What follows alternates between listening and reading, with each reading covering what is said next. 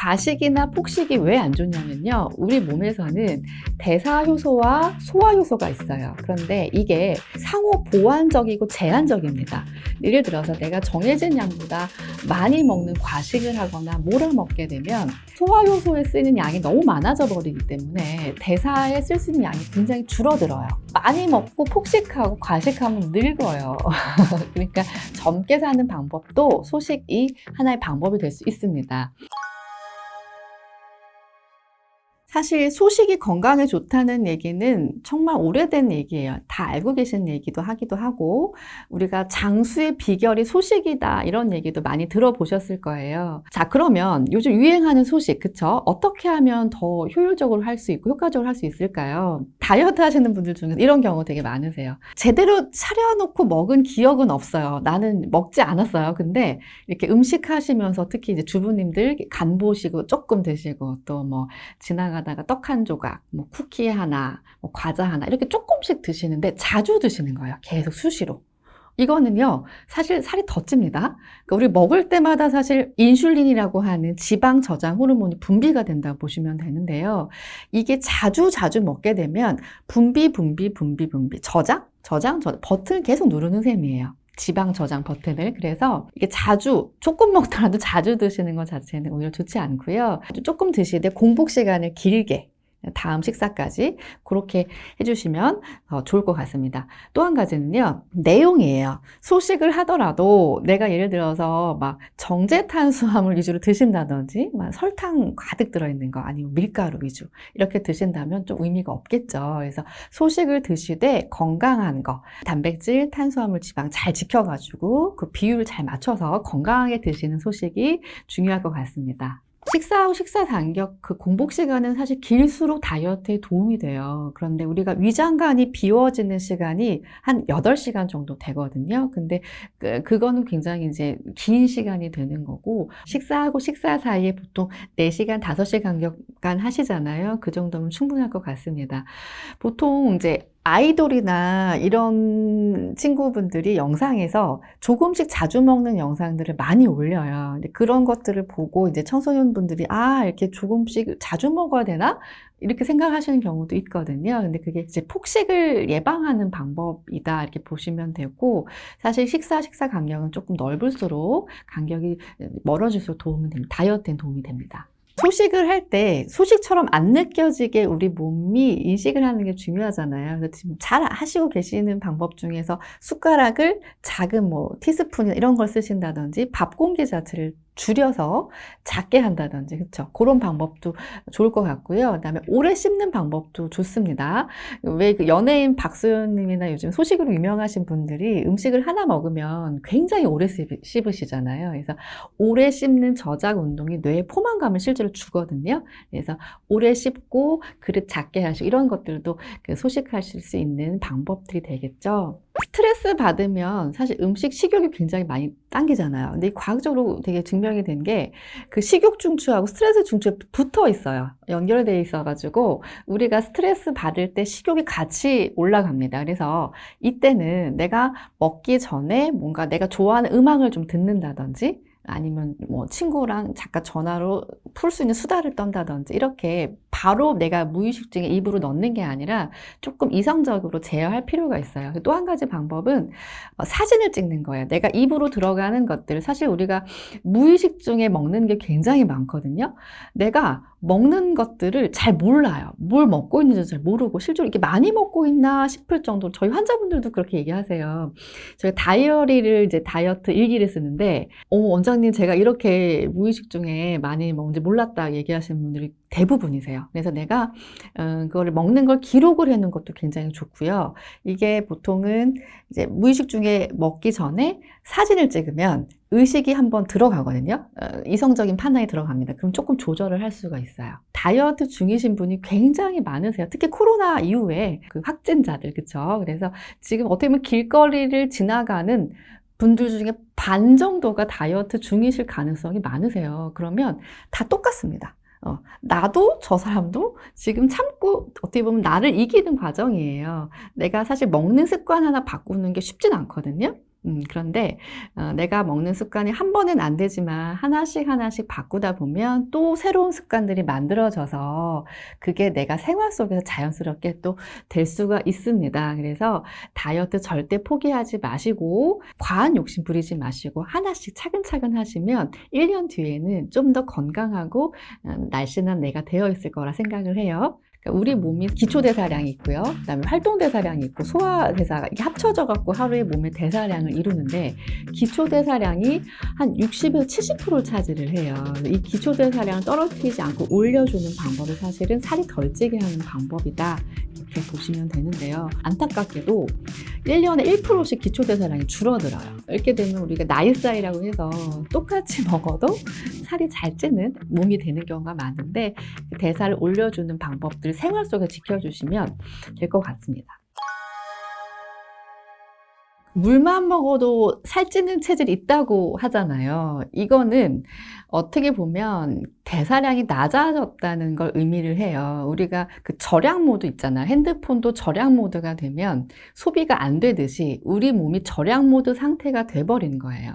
그래서 보통은 기초대사량, 대사량을 올리는 것들이 사실 살이 안 찌는 체질로 바뀌는 방법이거든요. 그래서 대사량을 올릴 수 있는 6가지 방법에 대해서 말씀을 드려보도록 하겠습니다. 첫 번째는요, 극단적인 다이어트는 피해 주셔야 돼요. 다이어트 할 때 너무 마음이 급한 나머지 막 아예 굶고 안 드시는 경우도 있고요. 하루 한 끼 드시는 경우도 있어요. 이렇게 되면 우리가 그 다이어트 식단을 평생 계속할 수 없잖아요. 몇 달 다시 하고 다시 원래 식단으로 돌아와야 돼요. 그러면 문제는 기초대사량이 떨어져 버립니다. 내가 음식량을 줄인 것만큼 대사량이 낮아지기 때문에 그렇게 되면 내가 살찌기 쉬운 몸이 될 수밖에 없겠죠. 그리고 다이어트 할 때 탄수화물을 아예 안 드시는 경우도 있으세요. 그런데 오히려 대사량이 낮으신 경우에는요, 탄수화물이 필요해요.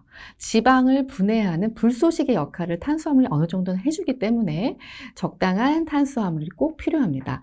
양은 한 햇반으로 3분의 1에서 2분의 1 정도 한 끼에 그 정도 생각하시면 될 것 같아요. 자, 두 번째는요, 수면 시간을 충분히 해주셔야 돼요. 자는 동안에서는 굉장히 우리 몸에서는 많은 일들이 벌어집니다.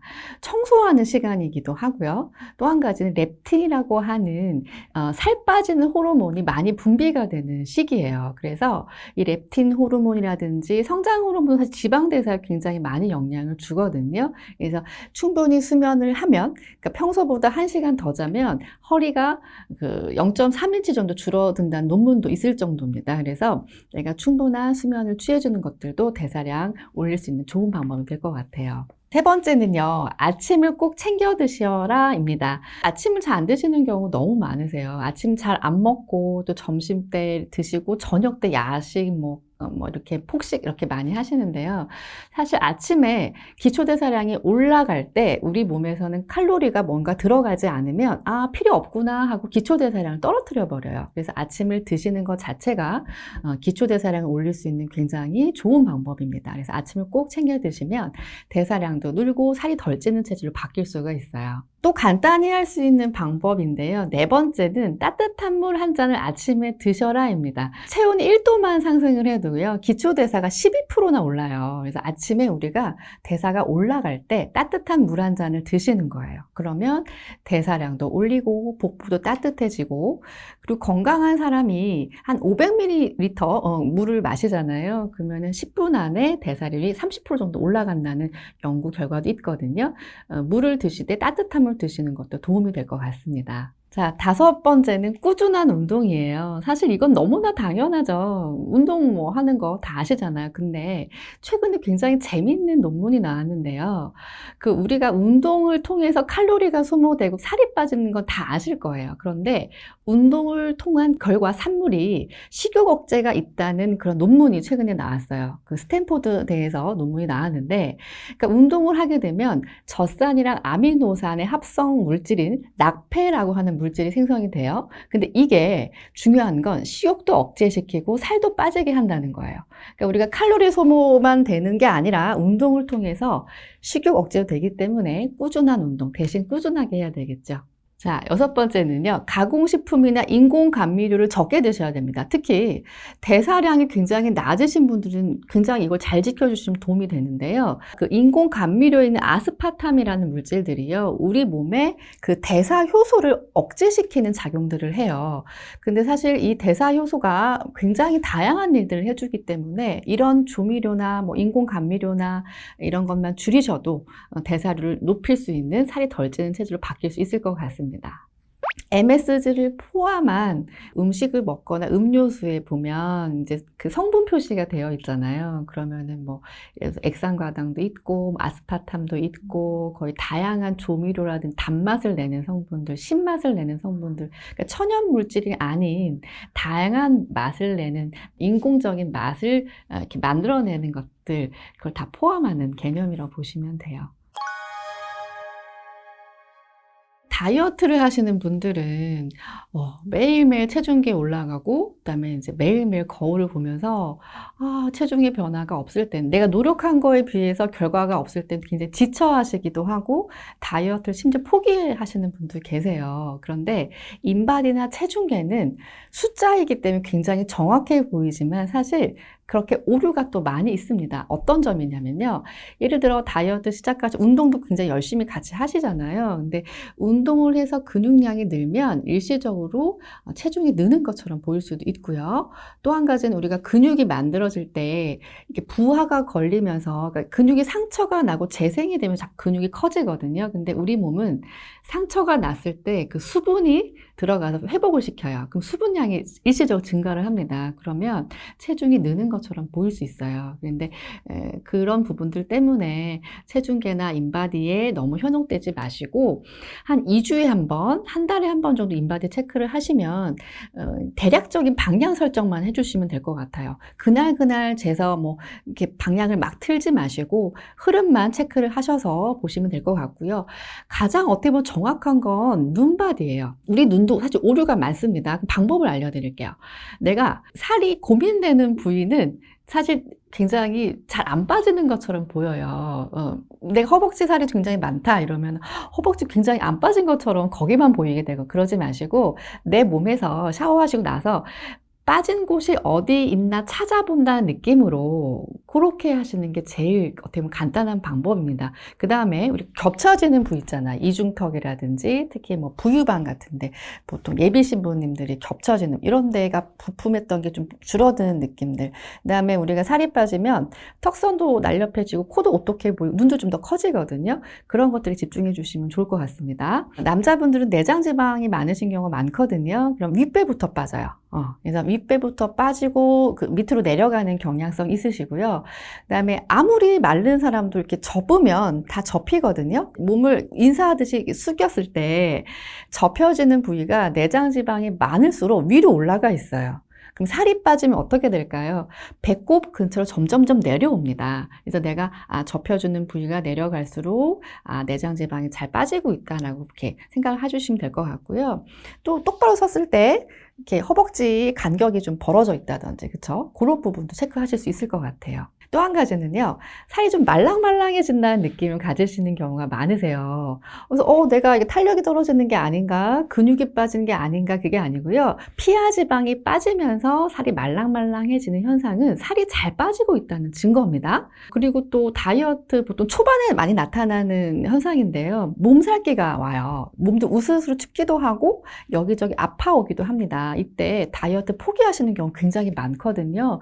그게 아니라 살이 잘 빠지고 있다는 증거예요. 이때는 조금 더 휴식을 해주시고 수면 시간 1시간 정도 늘려주시면 다이어트 계속 잘 이어나가시면 될 것 같아요.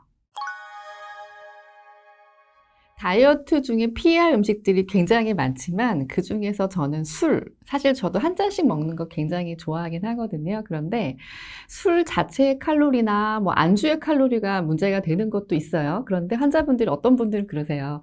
원장님 저 안주 하나도 안 먹고 술만 마셨어요. 물만 안주로 먹었다. 괜찮지 않나요? 이렇게 물어보시는 경우도 있으세요. 그런데 사실 술 자체나 안주의 칼로리보다는 대사에 영향을 주거든요. 술을 한 번 먹으면 그 이틀 정도는 알코올 성분이 우리 몸에 머물러요. 근데 그동안에는 알코올을 분해하느라고 지방 분해를 뒤로 미룹니다. 그러니까 우선순위가 밀리는 거예요.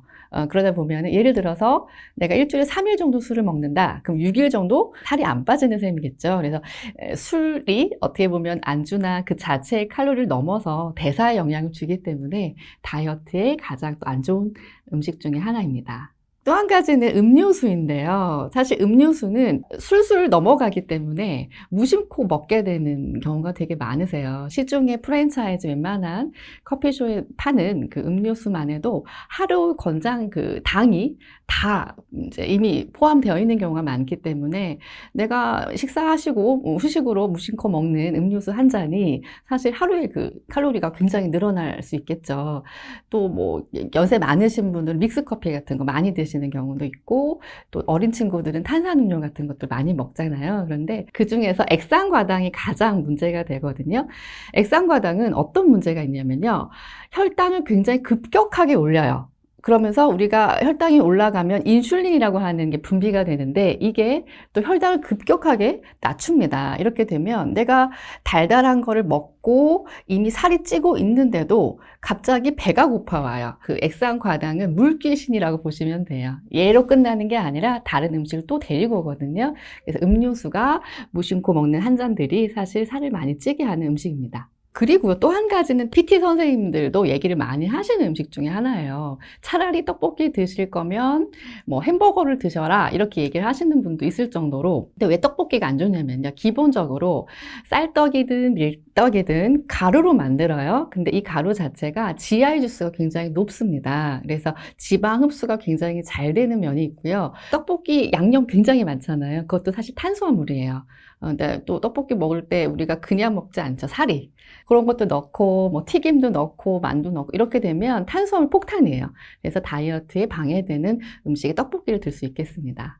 요즘 보면은 그 떡 자체가 사실 가장 문제잖아요. 그 가루로, 밀가루든 쌀가루든 그 가루로 만들기 때문에 지방을 흡수가 굉장히 잘 되거든요. 그래서 이 떡볶이를 밀이나 쌀이 아닌 뭐 곤약이라든지 뭐 현미라든지 이런 걸 대체를 하면 조금 나을 것 같고요. 근데 어쨌든 양념은 들어가는 건 또 포기 못 하겠죠. 하지만 조금 더 기존 떡볶이보다는 칼로리 낮출 수 있는 좀 건강한 방법이 되지 않을까 싶어요. 또 한 가지 다이어트에 피해야 될 음식 중에서 찌개류 있어요. 근데 특히 부대찌개 같은 거 있잖아요. 부대찌개만으로도 한 700칼로리가 넘거든요. 근데 우리가 그거 먹을 때 밥도 같이 먹죠. 그러면 추가로 300칼로리 추가됩니다.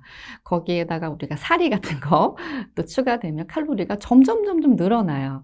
근데 또 거기에 또 한국인의 후식, 볶음밥까지 들어가게 되면 굉장히 1000칼로리 이상의 한 끼에 굉장히 많은 칼로리가 되기 때문에 찌개류, 뭐 부대찌개 같은 것들 다이어트에 방해가 되겠죠.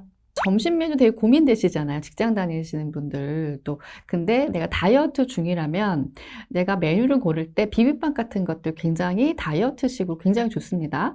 대신 이제 밥을 조금 덜어내고 그 고추장 양념을 조금 줄인다든지 이렇게 야채도 굉장히 풍부하고요. 여러 가지 섬유질도 많고 그래서 다이어트에 굉장히 도움이 되는 비빔밥 같은 것들. 한식이 사실 제일 좋아요.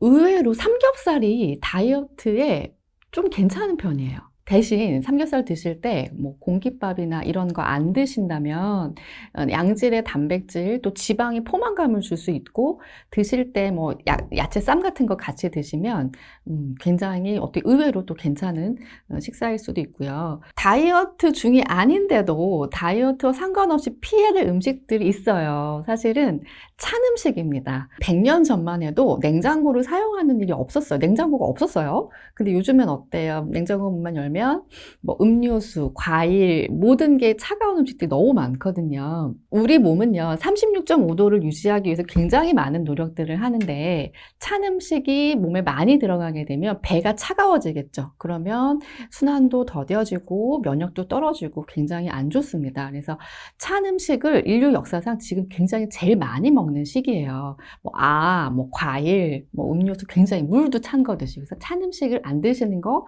조금 줄여 드시는 거 뭐 내가 안 먹을 수 없다면 이제 마실 때 벌컥벌컥 드시는 게 아니라요. 오물오물 조금 천천히 드셔서 온도를 좀 낮춰주시면 쓸데없이 우리가 찬 게 들어가면 그걸 데우려고 에너지가 굉장히 많이 쓰이거든요. 뭐 재생에 쓰이고 면역에 쓰여야 될 에너지가 그거 데우다 끝나요. 그래서 찬 음식이 사실 조금 좋진 않습니다. 다이어트와 상관없이 피해야 될 음식 한 가지는 또 튀긴 음식을 들 수 있을 것 같아요. 이 기름, 지방은요, 그 상온에 오래 두면 산패가 일어나요. 근데 또 한 가지, 열이 가해져도 산패가 일어나거든요. 근데 산패라고 하는 거는 이게 독성을 띈다는 의미예요. 염증을 우리 몸에서 유발시키기도 하고요. 또 예를 들어 암의 원인이 된 발암 물질이 되기도 합니다. 그래서 기름에 튀긴 음식, 또 오래된 변질된 산패된 기름 음식들은 되도록 안 드시는 게 좋을 것 같고요. 드시게 되면 건강한 기름 있잖아요. 올리브유나 아보카도유 이런 거 쓰신 기름 그렇게 쓰시면 훨씬 나으실 것 같습니다. 다이어트를 할 때 칼로리 계산을 많이 하세요. 그래서 오늘 몇 칼로리 먹었고 몇 그램 먹었고, 근데 사실 그게 중요한 게 아니고요. 어떻게 먹느냐, 어떤 시간대에 먹느냐, 요령 있게 드시는 게 중요하거든요. 안 먹어야 되는 것들을 잘 지켜주시고, 칼로리보다는 먹는 시간대 있잖아요. 먹는 간격, 공복 시간, 먹는 순서, 이런 것들을 잘 지켜주시면 오히려 칼로리를 줄이는 것보다 훨씬 효율적일 수가 있습니다. 3개월, 100일이라는 시간을 다이어트를 한다고 했을 때 단군 신화에 호랑이하고 곰이 100일 동안 쑥과 마늘만 먹고 사람이 됐잖아요. 100일 동안 먹지 말아야 될 것들이 있어요. 빵, 떡, 밀가루 이 세 가지입니다. 100일 동안 빵, 떡, 밀가루만 끊어도 감량이 굉장히 많이 되실 거예요. 거기에다가 또 술하고 야식만 안 먹어도 사실 어느 정도 감량은 굉장히 많이 되실 겁니다. 구체적으로 조금 요령을 알려드리면 하루나 이틀 정도 디톡스 단식을 해서 늘어난 위장도 좀 줄여주고 어떻게 보면 몸을 정화시키는 이틀 정도 단식을 좀 해주신 다음에요. 공복 시간을 길게 하는 18시간 공복을 해주시고 그다음에 평소에 많이 먹던 야식이나 음주만 줄여주셔도 그 다음에 아까 말씀드린 대로 식단에서 빵, 떡, 밀가루 이것만 끊으셔도요. 그 100일 동안 그렇게 하시면 내가 먹고 싶은 거 다 먹고 충분히 감량 원하시는 것들 꽤 많이 하실 수 있거든요. 1년 동안 사실 서서히 감량을 하는 것들을 제일 추천을 드려요. 그러면 이것만 기억하시면 돼요. 내가 쓸데없이 먹는 거 있잖아요. 배고프지 않는데 먹는 것들만 줄여도. 그러니까 예를 들어서 내가 배가 부른데도 그냥 입이 심심해서 혹은 스트레스 받아서 이렇게 먹는 것들이 있단 말이죠. 그래서 사실 이때는 다이어트 일기를 쓰는 게 제일 도움이 되세요. 내가 하루에 먹는 내용들을 쭉 적어 보시면 어떤 감정 상태일 때, 그리고 어떤 시기, 어떤 요일, 이때 내가 먹는 양이 늘어나 있는 것들 쭉 패턴이 보이거든요. 몇 달 하다 보면은, 아, 내가 요때 취약하구나. 요런 감정 상태일 때, 뭐, 누구를 만났을 때, 이렇게 패턴이 만들어지면 그런 것들을 피할 수가 있어요. 그래서 일기를 써보시는 것도 도움이 되고, 야식만 끊어도요, 살 빠져요. 그다음에 술자리 횟수만 줄여도 살이 빠져요. 쓸데없이 남는 잉여 에너지, 잉여 칼로리를 줄인다는 개념만 하셔도 1년 후에는 달라진 내 몸매, 라인, 뭐 얼굴 다 그렇게 변하실 수가 있거든요. 꾸준히 다이어트를 1년 정도 진행하실 계획이시라면 어렵게 생각하지 마시고 안 먹어야 되는 것들을 좀 정해주세요. 특히 정제 탄수화물, 뭐 밀가루 음식이나 하얀 가루 음식, 설탕 같은 거죠. 그런 것들을 좀 줄인다든지, 그다음에 먹는 시간대를 늦게 드시지 않는 것들, 그다음에 식사 간격들 공복 시간 길게 해주시는 거, 그런 것들만 잘 지켜주셔도, 그다음에 먹는 종류 순서도 되게 중요합니다. 야채 먼저, 탄수화물 잘 늦게 드시는 것도 되게 도움 되거든요. 그런 방법들. 그래서 세 가지만 잘 지켜주시면 될 것 같습니다. 먹는 내용물, 안 먹는 것 좀 안 먹고, 그다음에 먹는 시간대, 그다음에 먹는 순서, 이렇게만 해주셔도 감량이 어느 정도 1년 후에는 잘 되실 것 같아요. 자, 우선은 다이어트 하시는 분들이 제일 공포의 단어가 요요예요, 사실. 쪘다 뺐다를 반복하셨던 분들은 이 요요에 대한 무서움을 너무나 잘 알고 계세요. 더 찌거든요. 근데 요요가 안 오려면 사실 감량을 하실 때 극단적으로 칼로리를 줄이시면 안 됩니다. 그러니까 드시면서 하셔야 돼요. 극단적으로 칼로리를 줄이게 되면 기초대사량이 같이 낮아지기 때문에 다이어트 식단을 끝난 뒤 내가 일반적인 식사를 했을 때 떨어진 대사량만큼 요요가 올 수 있고요. 그 다음에 또 한 가지 기억을 해야 될 거는 내가 80kg에서 60kg가 됐어요. 하지만 우리 뇌에서는 60을 비정상으로 인식을 하고 80을 정상으로 인지를 한단 말이죠. 자꾸 돌아가려고 그래. 항상성 때문에. 우리 뇌에서 기억하는 시간이 최소 6개월 정도는 걸립니다. 1년 잡으시는 게 더 좋아요. 그래서 내가 60이 됐다고 다이어트 끝난 게 아니고요. 아직은 80을 원래 몸무게를 인지를 하고 있기 때문에 한 6개월 정도 무슨 일이 있어도 유지를 하셔야 돼요. 그래서 내가 어떻게 보면은 먹는 내용물이 좀 많아져서 체중이 좀 올라갔다 이럴 때는 조금 절식하시고 조절하시고 운동도 좀 해주시고 해서 그 몸무게를 기억할 때까지 그렇게 보시면 될 것 같습니다.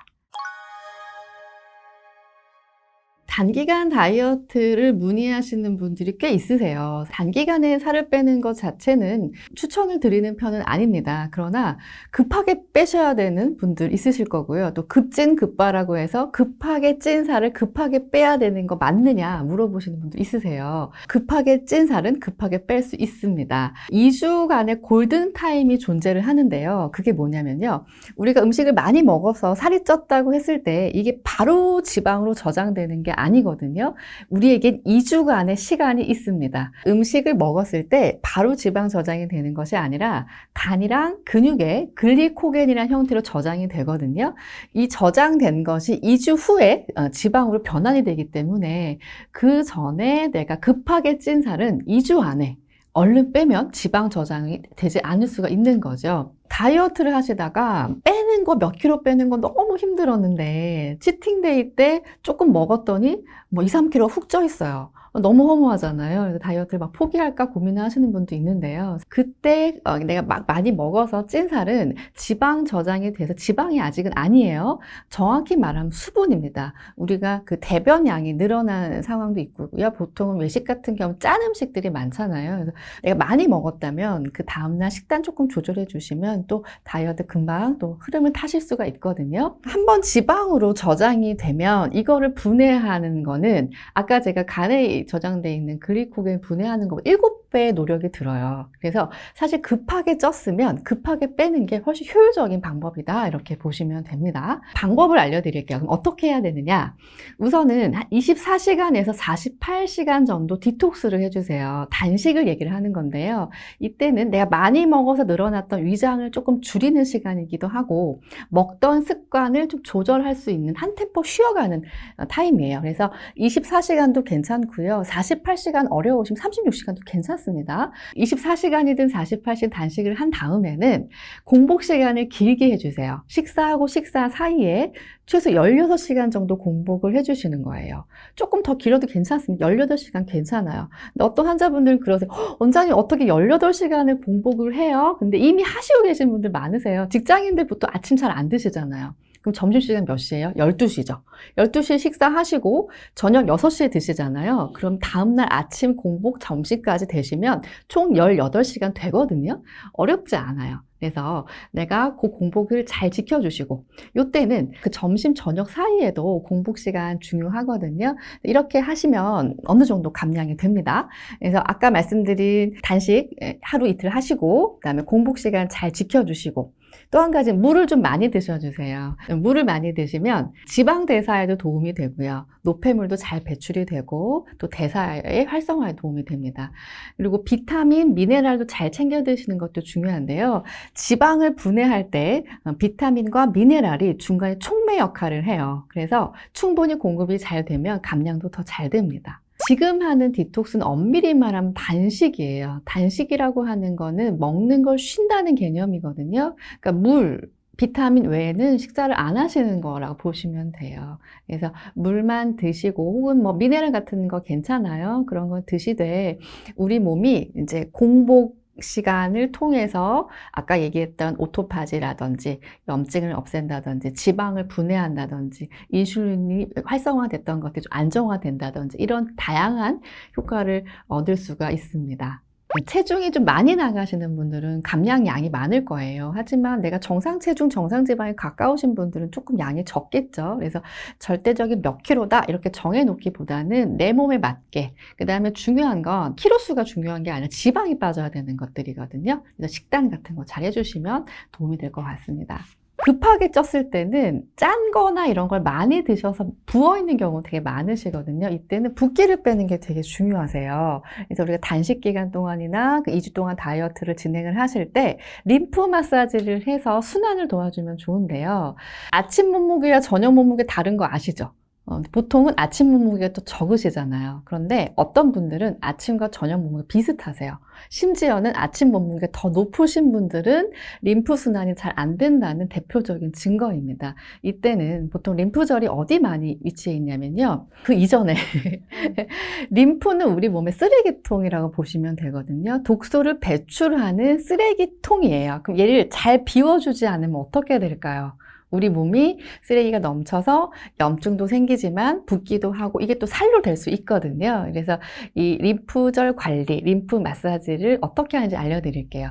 보통 림프절이 많이 위치해 있는 곳이 서해부, 그 다음에 애과, 그 다음에 목에도 많이 있거든요. 여기를 마사지해 주시는데 어렵지 않아요. 근데 림프절이 위치가 깊이 있지 않거든요. 요령은 쓸어주듯이 가볍게 누르면 림프절은 도망갑니다. 깊게 누르지 마시고 가볍게 간지럼 태운다 생각하시면 될 것 같아요. 가볍게 쓸어주듯이 이렇게 이런 식으로 해주시면 독소 배출에 도움이 되고 붓기도 많이 빠지실 거예요. 그다음에 짠 거를 많이 드셨던 분들은 칼륨이 많이 들어간 음식 드시는 것도 괜찮습니다. 바나나 같은 거 있잖아요. 네. 단기간에 다이어트를 하러 오시는 분들이 보통은 면접이라든지 소개팅 아니면 큰 결혼식을 앞두는 상견례 이런 거 행사를 앞두신 분들이 또 많으시고요.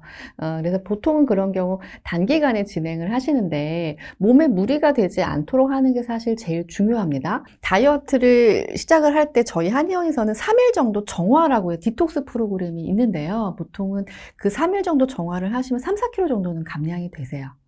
보통 평균적으로. 그래서 그렇게 3일 진행해 3, 4kg 빼시고 그 다음 2주 정도 이렇게 진행을 하시면 내가 원하는 몸무게나 원하는 사이즈가 되시는 경우들이 많습니다. 하지만 다시 말씀 단기간 다이어트를 많이 추천드리진 않습니다. 급할 때만 쓰시면 될 것 같아요. 간헐적 단식은 말 그대로 우리가 먹는 것을 쉬는 거예요. 근데 생각보다 우리 위장관이 쉴 시간이 없습니다. 우리가 음식을 먹게 되면 8시간 정도 걸려야 우리 위장관이 이제 비워지고 쉬는 시간이 되는데요. 실제로 8시간 이상 음식을 안 들어가시는 경우 잘 없어요. 수시로 먹죠. 그러면 얘는 쉴 수가 없어요. 우리 직장인들 생각해 보세요. 출근해서 일요일도 없이 휴가도 없이 1년 365, 24시간 일을 한다고 생각을 하면 너무 끔찍하죠. 그죠? 그렇듯이 우리 몸도 마찬가지입니다. 쉴 수 있는 시간을 줘야 돼요. 그래서 간헐적 단식이 이렇게 내 몸이 쉴 수 있는 시간들을 만들어준다는 개념인데요. 이때 단식을 하면 생각보다 어마어마한 일들이 우리 몸에서 만들어집니다. 그래서 12시간 정도 단식을 하게 되잖아요. 성장 호르몬이 분비가 됩니다. 이때는 성장 호르몬이라는 건 우리가 키 성장, 성장기 청소년들 이것만 얘기하는 게 아니고요. 세포 재생을 이렇게 만들어내가는 시간이라고 보시면 되거든요. 그러니까 젊어지게 하는 호르몬이죠. 어떻게 보면 항노화 호르몬인데요. 성장 호르몬이 굉장히 많이 분비가 되고 또 한 18시간 되잖아요. 그러면 우리 몸이 오토파지라고 해서 대청소하는 시간들이 많이 늘어나요. 우리 몸이 염증도 많고 노화된 세포라든지 제 기능을 잃어버린 세포들을 정리하는 시간들이에요. 예를 들어서 집에 한 달만 청소 안 해도 어때요? 난리 나죠. 벌레도 끓고 냄새 나고 그럴 거예요. 근데 밤에 야식 매일 드시는 분들 꽤 많아요. 늦게 드시는 분도 많아요. 그러면 자는 동안에 청소를 하고 우리 몸을 재생을 시켜야 되는데 소화하는 데 에너지를 너무 많이 쓰게 되거든요. 그럼 청소를 못 하는 거예요. 근데 그게 며칠은 괜찮겠지만 한 달, 2달 이어지게 되면 우리 몸이 염증도 늘어나고 재생력도 떨어지고 늙게 되죠. 노화도 빨라집니다. 그래서 오토파지 하는 현상, 청소하는 시간들 대청소를 하는 거예요. 굉장히 많이 건강해지겠죠. 그리고 심지어 단식 시간이, 공복 시간이 24시간 정도 되잖아요. 그럼 줄기세포까지 분비가 돼요. 얘는 항암 물질이거든요. 암을 예방할 수 있게 된다는 거예요. 식사를 안 하는 것만으로도 우리 몸에서는 놀라운 많은 변화들이 일어납니다. 그래서 예전에는 사실 그 간헐적 단식이 많이 알려지기 전에는 난치성 질환들 치료하는 해소하는 그런 개념으로 많이 쓰였었어요. 인류 역사상 지금이 제일 잘 먹고 잘 사는 시대죠. 끼니를 잘 못 먹고 굶었던 시절이 얼마 안 됐습니다. 옛날에 원시시대는 어때요? 사냥해서 먹었잖아요. 그러면 뭐 사냥을 못하면 굶는 거였죠. 그죠? 그 다음에 먹을 게 없으면 또 억지로 단식 상태가 됐던 거예요. 그럼 우리 몸은 이미 유전적으로 단식에 익숙해져 있고 비어져 있는 공복 상태에 많이 적응하게끔 몸이 만들어져 있는데 최근 현대 사회가 돼서 먹을 게 너무 풍족해져서 오히려 먹어서 생기는 질환들이 훨씬 많습니다. 그래서 어떻게 보면 채우는 것보다 비워지는 거에 대한 미학이 필요한 시기라고 보시면 될 것 같아요. 단식은, 그러니까 간헐적 단식은 여러분도 아시다시피 체중 감량도 되지만 건강해질 수 있는 두 마리 토끼를 잡을 수 있는 굉장히 좋은 방법입니다. 간헐적 단식을 하시는 분들이 많은데 사실 실제로 제대로 알고 하시는 분들이 또 없으신 것 같아요. 그러면 네 가지만 기억을 하시면 됩니다. 얼만큼, 무엇을, 언제, 어떻게 간헐적 단식을 하는 네 가지를 기억을 하시면 되는데요. 얼마큼을 드시냐면 우리가 간헐적 단식인데 간헐적 폭식을 하시는 경우 있거든요. 많이 드시라는 게 아니에요. 예를 들어 16시간에서 8시간 그 식사하시는 시간 동안에 드시고 싶은 거 다 드시는 경우 있거든요. 그러지 말고 1500칼로리를 지켜주세요. 그래서 내가 그 간헐적 단식해서 드시는 시간대에 너무 많은 양을 드시지 않는 거 중요합니다. 또 한 가지는 단식 시간이 아니고 드시는 시간대에 내가 좋아하는 뭐 예를 들어 피자, 햄버거, 뭐 인스턴트 음식 이런 거 많이 드시는 분들 계세요. 그래서 먹는 내용물도 중요해요. 우리가 간헐적 단식이라고 해서 아무거나 내가 먹고 싶은 거 다 드시는 게 좋은 게 아니고요.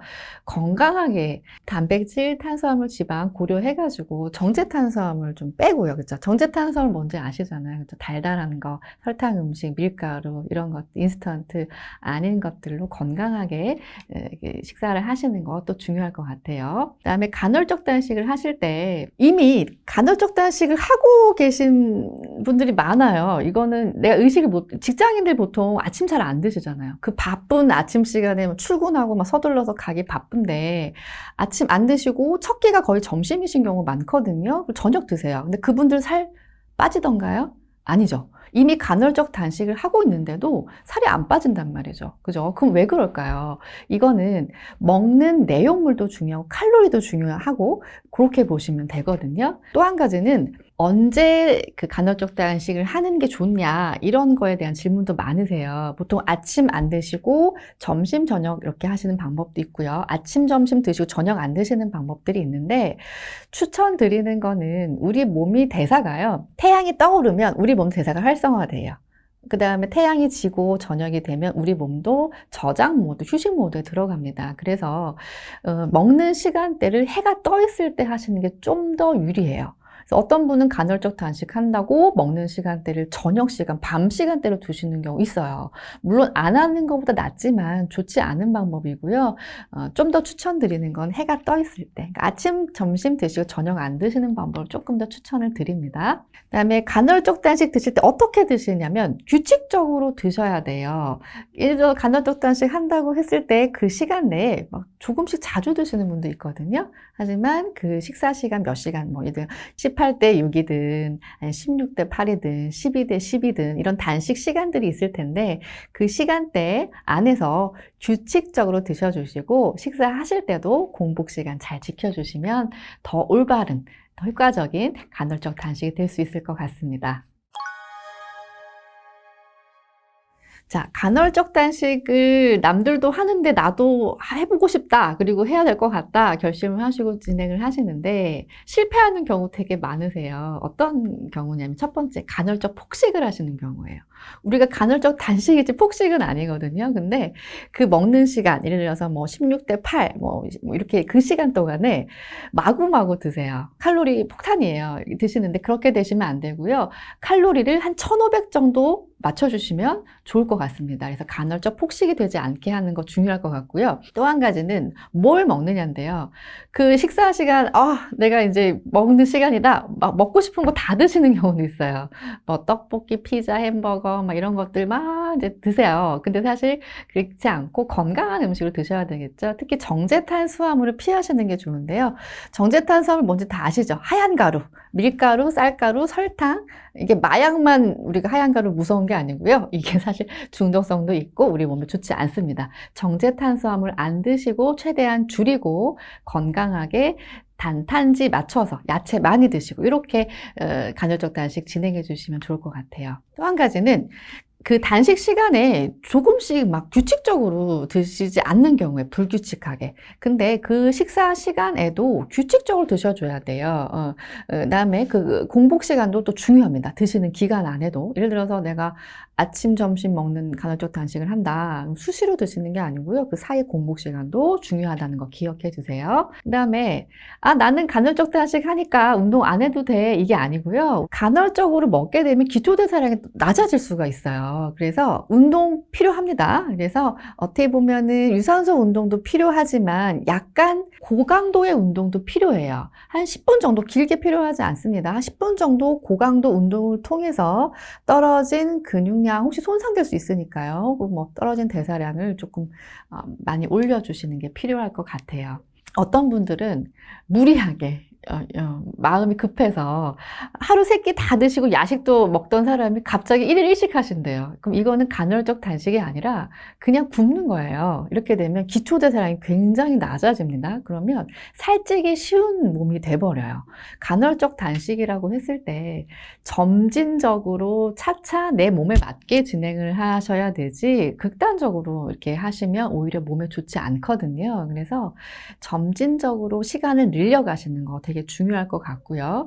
배고픈데 막 참고 막 굶주림 견디고 이런 게 간헐적 단식 아니에요. 이렇게 되면 우리 몸이 절약 모드에 들어가요. 음식을 저장하는 패턴, 살찌기 쉬운 패턴으로 가기 때문에 그렇지 않도록 적당히 드시면서 천천히 꾸준하게 하시는 게 좋습니다. 이런 경우도 있어요. 다 이렇게 나는 간헐적 단식을 다 지켜서 했는데 그래도 살이 안 빠진다 이런 분들 계시거든요. 이런 경우 몸에 염증이 많으신 분들 있으세요. 뭐 질염, 방광염, 뭐 지유성 피부염이라든지 비염 같은 거 있으신 분들은요.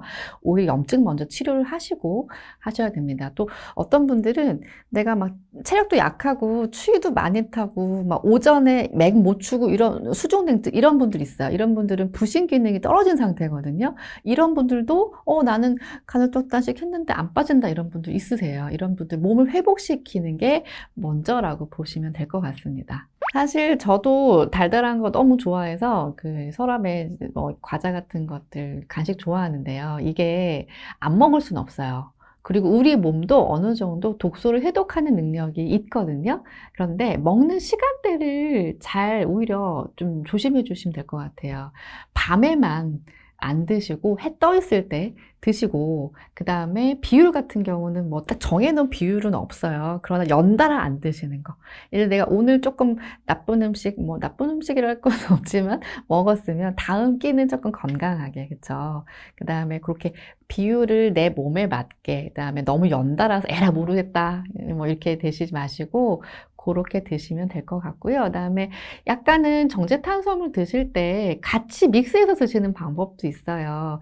예를 들어서 조금 뭐 인스턴트 드시는데 야채 샐러드를 함께 한다든지 식단에서 그렇게 구성을 하시는 것도 요령일 것 같습니다. 여러분들과 다이어트에 관한 다양한 내용들에 관해서 얘기를 좀 나눠봤는데요. 오늘 시청해 주셔서 너무 감사드리고 꾸준하게 뭐든 꾸준하게 하는 게 중요하니까 하나씩 실천해 보시면 좀 더 건강한 내가 되어 있을 것 같습니다. 저는 정성미 한의원을 운영 중이고 친절한 한의사 언니, 친한 언니 채널을 운영 중이에요. 제 채널에 또 더 많은 건강 상식과 다이어트에 관한 내용들이 많이 있으니까 한번 놀러와 주시면 감사할 것 같습니다. 감사합니다.